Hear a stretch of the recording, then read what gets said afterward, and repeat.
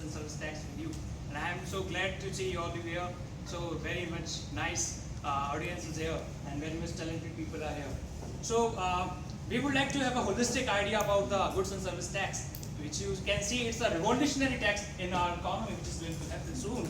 And we would like to see that what is GST actually, what it means to our country, to our India.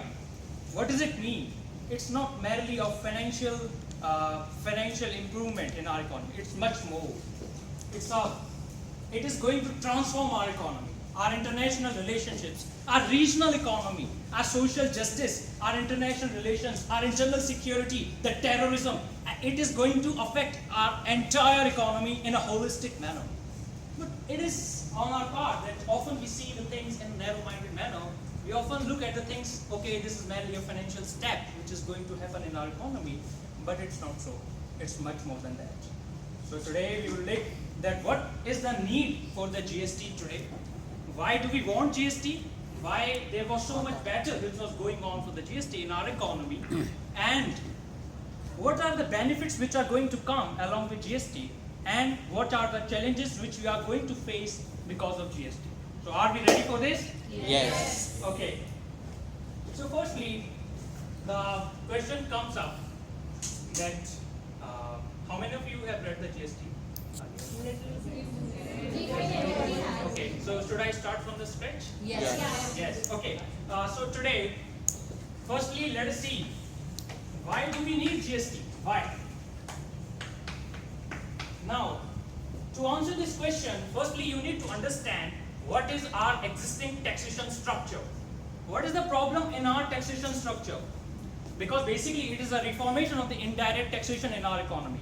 What is the indirect taxation? Indirect taxation means that the burden of the taxation gets shifted.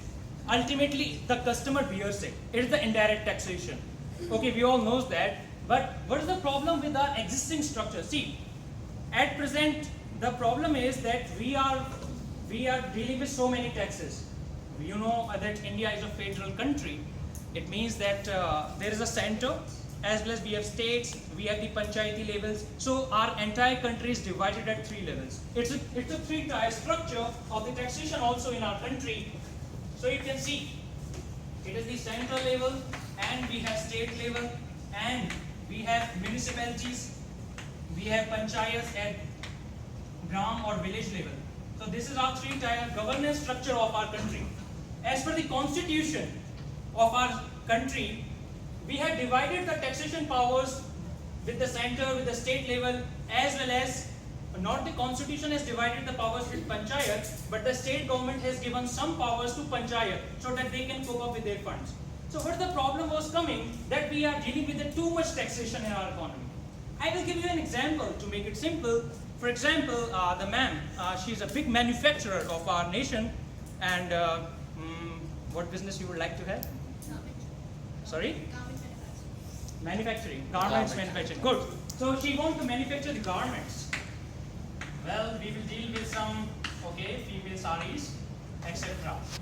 So when she wants to manufacture this particular product, what she needs to do? That she has to collect some raw material from the market. Yes, she needs to hire some labor also. She has to give her entrepreneurship and financial capital. These 4 factors are needed for the production. So, what the problem would come, that she is a garment manufacturer in Delhi. She wants to manufacture some variety of saris. She wants to manufacture the Banarasi sari also. She wants to manufacture silk saris also, and etc. etc. So, when she will purchase the raw material, let's suppose that she cannot get the silk in Delhi, suppose. Then what she will do? She will purchase it from any another state. Okay, let's suppose she purchases it from the Banaras itself, UP itself. But the problem will come, that person would charge central sales tax to her. Okay, no problem. That person charged central sales tax to her. She paid central sales tax on the silk purchased. Then another thing, that she need to have some more raw material which she purchases localized from Delhi. Then she will pay value added tax on that. Okay, she paid value added tax also. Now, she is manufacturing. So you know, in our country, sorry? Excise, yeah, I'm coming to that. So she is a manufacturer, so she has to pay excise duty also. She paid excise duty. Then when she would manufacture the product, when the trucks are coming from the another state, she will pay entry taxes, she will pay octroi, multiple taxes she will pay. When she will manufacture the product and when she is going to sell it, then she would levy service tax upon, she would take the services from some professionals like chartered accountants. So that person would levy service tax, she has to pay service tax, okay, she paid service tax. Then what will happen? When her product would get manufactured, then she will get it transported. When she will sell it to her state, means Delhi, then she will charge output value added tax on it. She charged. When she is going to sell it to other state, then she will take central sales tax upon it. She will charge output excise duty also, and so and so. So multiple taxes she has to deal with. This creates a headache in the market. Now what you will feel after paying so much of the taxes, after having so much of the compliances, you have to file so many of the returns, you have to file returns separately for excise, separately for VAT. In the various states, Delhi has a separate tax system, UP has a separate tax system, then what you will feel? Very tired and very burdened. So would you like to do business here? Not so much. When are the domestic manufacturers would feel that they do not like to do business here, then who would come to our country? This is the sole reason that the majority of the foreign direct investment which is coming to our country is coming through equity route. You know, if it is less than 10%, then it is foreign institutional investment, otherwise it is FDI. So majority of the FDI is coming because through equity route. This is the sole reason. We are lagging behind in the many of the indexes. Our human capital index, which is being released by the World Economic Forum, it is highly backward. We are utilizing only 57% of our working capital. Only 57% we are utilizing our working capital. Even Bhutan is ahead than us. China is ahead than us. Our regional countries are ahead than us, except for Pakistan and Nepal. How we would compete in the global economy? Often we say that okay, India is a young country. We have demographic dividend. All of us are demographic dividend of our nation, and some of the most purified demographic dividend of our nation. But how we will utilize our demographic dividend? If we won't utilize our demographic dividend, then it will become a demographic disaster. So we have to come over this problem. Okay, this is creating too many technical jargons, she said, and it is reducing the ease of doing business also. What is the another aspect of this? Now it is creating another problem of cascading of taxation. You all know what is cascading? It is taxation of taxation. It is tax on tax. So how this system would lead to the cascading? I will give you a numerical example shortly. I think, would you have any problem if it is slightly long presentation? Okay, so we can discuss it from very basics. So I will give you a short numerical example in which I will discuss that how the system works and what are the problems of the cascading of the taxation with this. And then we will understand what are the actual problems of it. So if I take the example of her, what's a good name? Sorry? Swati. So Swati, she is the manufacturer of garments. Now, she is manufacturing, and of all the raw material, cost to her is 45,000 rupees. Okay, this is the cost. Now she said, okay, I am happy with the profit of 5,000 rupees. So she add on the profit of 5,000 rupees. She said that I am happy if I can sell this product for 50,000 rupees. I am happy. But the problem comes, and the government say levy excise. You are a manufacturer, you have to collect output excise duty upon it because you are a manufacturer. Okay, so she would charge output excise duty. Let's suppose it is at the rate of the 12%.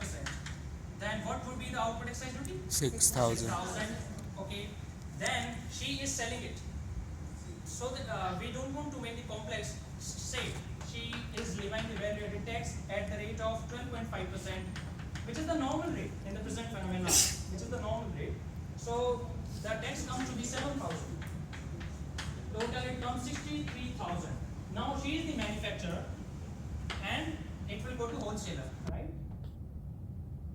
When it will go to wholesaler, then the cost to wholesaler is 63,000 rupees. Okay, not a big problem.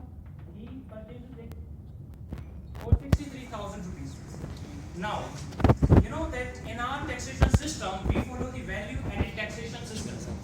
Do you know what it is? Okay, I'll explain.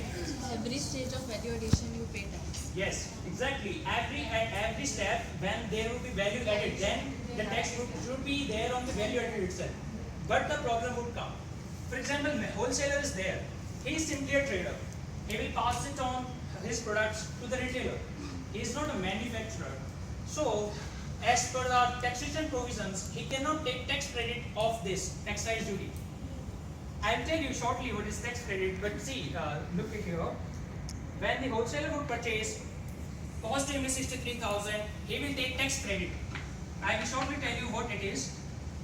So he can take tax credit not of excise duty but only of value added tax because he is not a manufacturer, right? Yeah, so he will take tax credit of 7,000 rupees. So what is his actual cost now? 56,000 rupees. Now he also says that if I earn the profit of 5,000 rupees, I am satisfied. So he added profit of 5,000 rupees. What it is? How many of us do not understand Delhi here? Is there anyone who do not understand Delhi? Everyone can understand? Yes. You? Okay. So we will go as per Hindi for this numerical example so that it becomes easy to understand. Otherwise, it's a technical jargon. Okay. So what he will do when he is selling? Okay, he is happy if he sells the product as plus 61,000 rupees, but he has to sell it to retailer. So what he has to do? Margin. I added 5,000. Value added tax is to be Tax. paid. VAT is to be He paid. will charge tax. Okay. He will also charge value added tax at 12.5%. It comes to 7625. And now he will charge how much rupees? 68625. He will sell in this much to retailer. Now retailer comes in the picture. He purchased 68625. He is also happy with 5,000 rupees of profit. Tax credit. Yeah, tax credit. Yeah, I wanted to see whether you are attentive or not.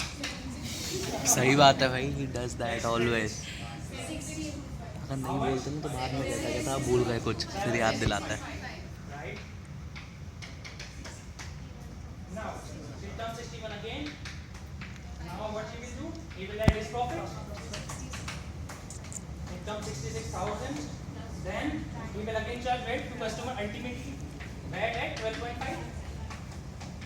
8250. So ultimately it goes to customer 74250.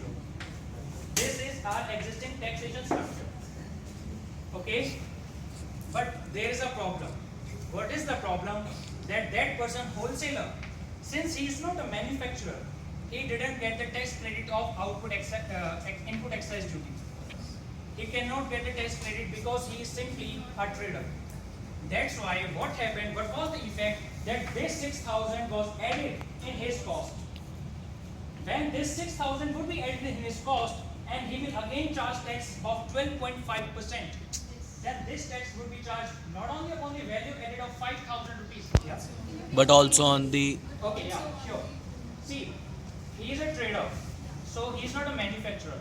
As per the law, if you are a manufacturer, then you can take the tax credit of input excise duty, which you have paid to another person, and charge the output excise duty from another person, and then take tax credit. This is the mechanism. But since he cannot charge output excise duty, because he is simply a trader, that's why he could not take tax credit of this input tax, which he paid on his inputs. That's why this 6,000 of tax, which he paid, was added in his cost. Did you understand it? Yes. Right? Yeah. Yeah. He can get tax credit only for that. This is the problem. So this was added in his cost ultimately, and then when he charged tax of value added tax here, when he was selling to retailer, then he charged it not only upon the value added of 5,000 profits. It is the value added, economically value added, but he charged 12.5% on this 6,000 also, because it got included in his cost. Yeah. So this is the problem of cascading of taxation. I have taken the simplest example. Now this problem will get magnified when she will do the interstate transactions. Why? Because as I said, she will pay central sales tax also. And as per the law, you cannot get tax credit for central sales tax. Why? Because today we are following in this regard the origin-based taxation. What we are following? Origin-based origin-based taxation. tax. What does it mean? when she purchased from Delhi, she's in Delhi. When she purchased from UP, then she paid the central sales tax to UP government. Because see, I am in UP, she is from Delhi. She comes to me, I want to purchase it. Okay, I will go to her. Okay, you purchase it. Okay, this is the invoice. Sign here and pay me taxation as well as the cost. She paid. So when she paid it, then she paid taxation to UP government. The tax didn't go to Delhi government. So when the taxation didn't go to Delhi government, how Delhi government can permit her to take the tax credit of CST? How Delhi government can permit? It will lead to the revenue loss to the Delhi government. Simply, you are not paying to me on your value added and you are expecting tax credit. It's injustice. That's why this is the sole problem of origin-based taxation. We will discuss origin and destination-based taxation. It's the biggest point in GST to understand. So simply, this will lead to cascading of tax because it will get added on to cost. Like this, there are so many taxes for which tax credit is not allowed. For example, countervailing duty. When you import something, then basic custom duty, countervailing duty, special additional duty, surcharges, cesses are levied. You cannot get tax credit for CVD. You cannot get SAD if you are a service provider, and so, and you cannot get tax credit for your cesses. Now I don't know cesses are levied. Okay, whatever cesses you are paying that you cannot get tax credit. So it all leads to the cascading effect, tax on tax. And when it leads to the cascading effect, then what is the net result? The ultimate cost to the customer would increase. This product is costing to customer 74250. Then this is also leading to the problem of inverted duty structure in our country. Whenever we are importing something, even it is cheaper. You see the steel dumping from China. So this is also magnifying the problem in that. Okay, now how GST would resolve this issue? We have to see that how GST would solve this cascading problem. See, one problem is technicality. Second problem is cascading. Third problem is you have the 1, 2, 3 chartered accountants. It will lead to increase in compliance cost. When it will lead to increase in compliance cost, what will happen? Your profit will decrease. When your profit will decrease, your CSR, company social responsibility as per section 135 of the Companies Act 2013, which you have to pay of your profits will. When your CSR will decrease, then what will happen? Benefit of society will go. And when benefit of society goes up, then what is the feeling in the mind of the people that companies are doing nothing for us? They are taking everything from the society. They are doing nothing for society. What it will lead to? It will lead to the inequality in society. Richer are getting richer, poor are getting poorer, and because of the origin-based taxation, only those states are getting the taxation. There are huge industries. The CSR which you mentioned, that is applicable only for those companies which have Listed. more than 10,000 crores. Yeah. So that is only about 3,000 companies all over India. Yeah. So that is not going to impact. But yes, but the majority of the profit only those companies earn. You see, even the NPA problem, non-profit asset, even the non-performing assets, 95% approximately of non-performing assets is being held by only 50 companies. The 3,000 companies are much more. They only earn the huge profits and they only have these huge kind of transactions. See, non-performing assets and this all cascading, it's not going to affect it is not because of us, because of the small manufacturer, it is because of big manufacturers whose transactions are in billions. And they save the crores, billions because of finding loopholes in taxation. That's why it is also leading to the informalization of our economy. 94% of our entire economy is unorganized because it is highly complex. Who would like to follow so much of the compliances? Who would like to pay so much of the taxation and all? If, as she said, so we would pay so much of the taxation, we would follow so many jargons, then what would happen to her? We won't be able even to have to, we would not be able to earn the livelihood. This problem would come. That's why there is huge informalization and unorganization in our economy. Am I right? Yeah. So, okay, this leads to the social justice to our economy. And when there is a decrease in social justice to our economy, there is a huge increase in the tension which you see in the form of terrorism, in the form of extremism. I will tell you how the GST will solve the problem of terrorism to some extent and northeast insurgency and Jammu Kashmir problem. We will come to that later on. This is the brief idea of what is this present problem. Also, another problem is of multiple taxation. You are levying the taxation at the time of manufacturing also. You are levying the taxation at the time of moving of the trucks also. You are levying the taxation at everything, entertainment tax, luxury tax is there. You go cinema hall, you pay the entertainment tax. You go to treatment parks, you pay luxury tax. There are so many taxes which you are paying. At the multi-point, we are levying the taxes.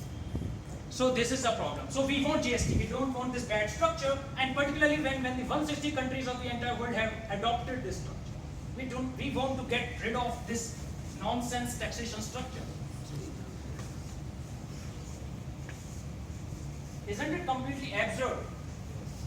And particularly to a country like India, when the majority of the population is poor, they want good opportunities, they want to have a livelihood, they want social justice, they want to have the good schemes for them, they want to get their children to school, they want institutional deliveries. I will tell everything today with GST, our health sector, our logistics, our Sagarmala project, our port sector. I will tell you about industrialization, I will tell you about agriculture sector, food processing sector, social justice, I will tell you about internal security problems with the help of GST and how it is going to resolve. I will tell you about democracy of our country, I will tell you about the financial structure and how the GST can solve these problems. So be attentive. Now we will see the same transaction, if it is with the help of GST, then what will happen? For the sake of simplicity, I am assuming the GST rate to be 20%, although it's not yet decided, but as per me, it would be around 20 or so.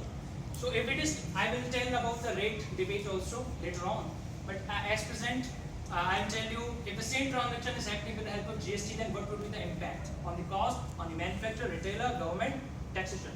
Okay, so see, transaction.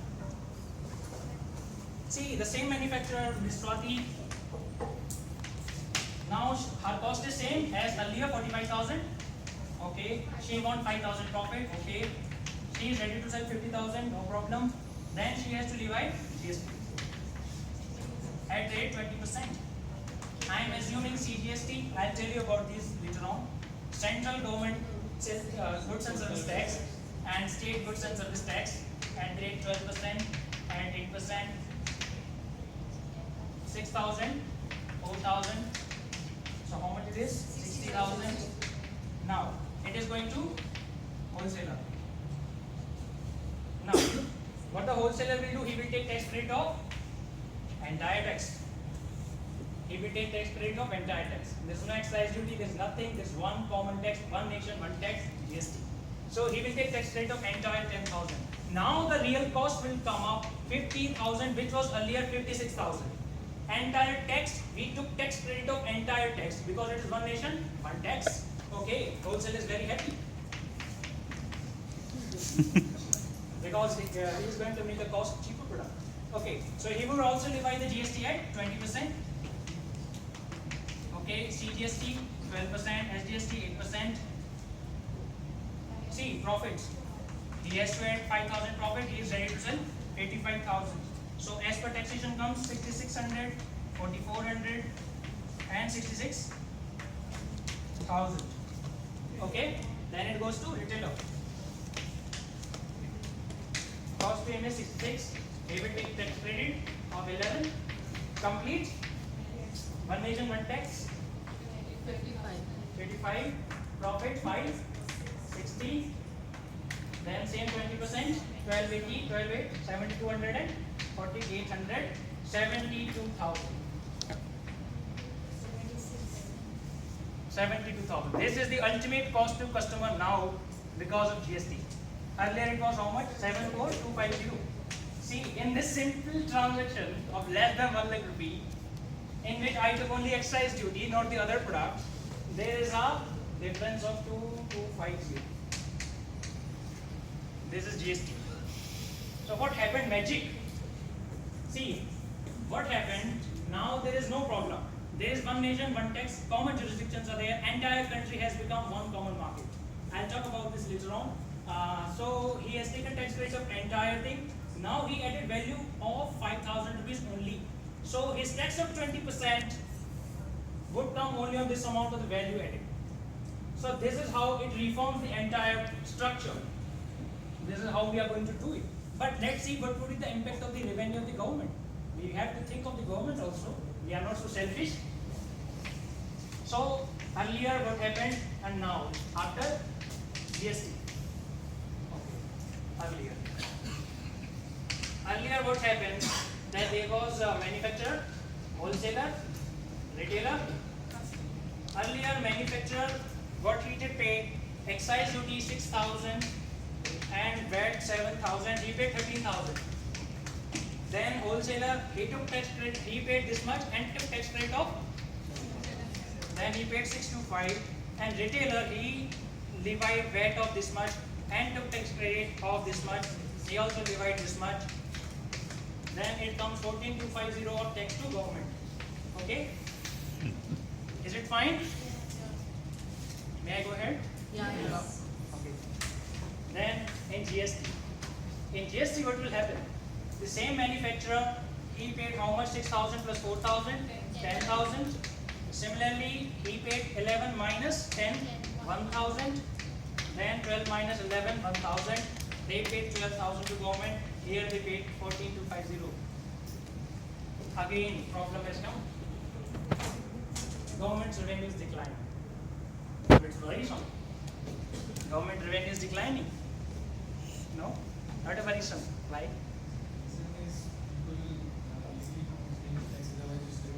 Yes, this is the reason. Although it seems to be problematic that yes, government's revenue is declining. What the government will do? There are so many compliances on the government head. We are having the tension with Pakistan, our friend. We are having the tension with China in South China Sea. We are having the problem. We are going alliance with the US. Then we are having problem with Russia and China both. We have to deal with so many problems. Migration problem is increasing in India. We are going with a new law, citizenship amendment bill. There are so many things which government have to do. We have so many expectations. Okay, we want logistics to get developed. We want Sagarmala project. We want port development. We want dedicated freight corridor. We want industrial corridors. We want agriculture growth to 4%. We want food processing industry to develop. We want so many things. We want social justice. We want maternity benefit bill, and the increment was up to 24 weeks. We want the child benefits. We want another. We launched with MA program for the breastfeeding of the children. We want so much from the government. From womb to death, there is schemes from the government. Before coming to your India and after going also there is schemes. How schemes after your death? For example, in service taxation, there was a provision in negative list, burial, crematorium, and on this there is no service tax. Government is benefiting you after your death also. We want so much. So it seems problematic. Okay, it will lead to decrease, but ultimately it's a myth. How it's a myth? We will take it later on in the benefits of GST. But at present, I want you to only see that it is going to benefit the customer. He is now can purchase the same product in 72,000 rupees. It has eradicated the problem of cascading of taxation.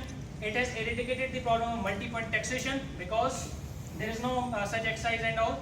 And it has led to simplification in the ease of doing business. And fortunately, we improved our ease of doing business recently. We jumped as per the World Bank. So it is good idea. So now we have understood why we want GST. Now we would like to know what is GST, right? Are we ready? Yes. Is it too hectic? No. Good. Because we have a long way to go.